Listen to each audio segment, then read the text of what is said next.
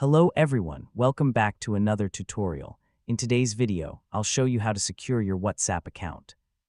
For this tutorial, I recorded the steps on my phone and then sent the recording to WhatsApp so I could show it on my PC more clearly. First, open WhatsApp and go to Settings. Next, tap Account, then select Two-Step Verification.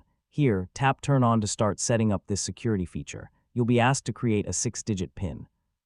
This PIN adds an extra layer of security and helps protect your WhatsApp account if someone tries to register your phone number on another device. For security and privacy reasons, I'm not entering my personal PIN or completing the setup in this demonstration. You can create your own PIN and follow the on-screen instructions to finish enabling two-step verification.